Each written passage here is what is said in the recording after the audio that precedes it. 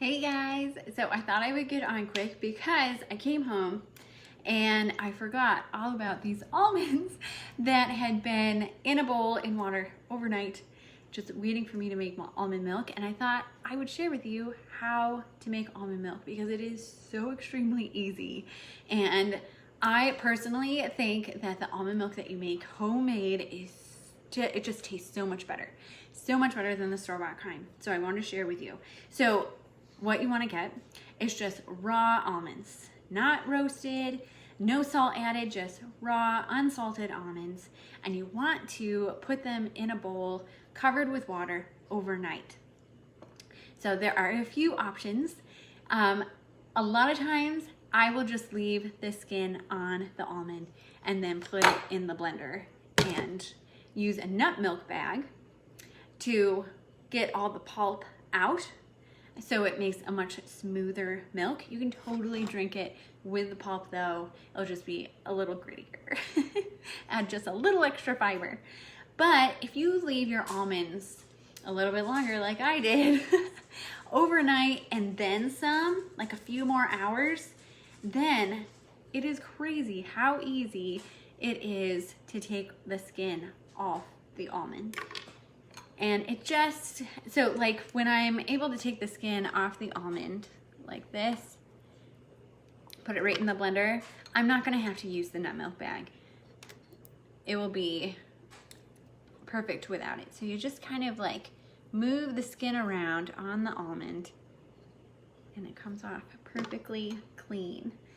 One variation that I really like to do with almond milk as well, so if you want something a little bit sweeter, you can add a date in there, put it in the blender with the almonds and the water, and then just blend it up and then put that through the nut milk bag, so you won't end up with anything, extra from the date. Also, I really love lavender. I am like a huge fan of lavender flavor. So I'll get some like dried lavender or something like that, and I will put it in the blender as well with the almonds and the water, and blend that up too. Same again, put it through the nut milk bag. You can get them at any grocery store, super easy. Amazon, of course, has it too. But run it through there so you're not like drinking any actual flowers. But it'll just give you that like light taste. I also love to add that into coffee, just to have that lavender taste. I don't know, it's my favorite.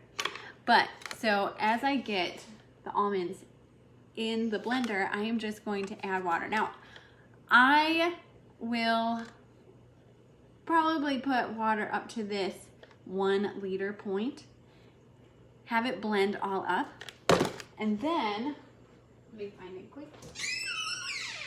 You can tell I just jumped on without planning.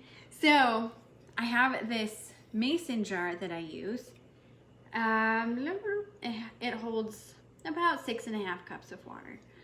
And so I'll put all the almond milk that I blend in here, and then I will add more water to it to fill it up.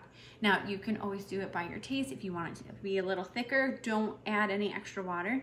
I like to thin it out, mainly for taste, but also because my family goes through it so quickly. So I like to like spread it out a little. But it's still totally good either way that you want it. I also love using the almond milk pretty much in any kind of baking recipe, just substitute in for the milk that it's calling for. I use it in like smoothie bowls, that kind of thing. It just makes it nice and thick. We were worried at first, like we'd been using the store-bought kind, so we're like, well, maybe it won't, work the same because it doesn't have the xanthan gum in it. But it works exactly the same. It still thickens up really well, and it will still make you a good thick smoothie bowl. So if you try this out, I would love to hear how it goes, or if you do it already, post a picture and I'd love to see what you create.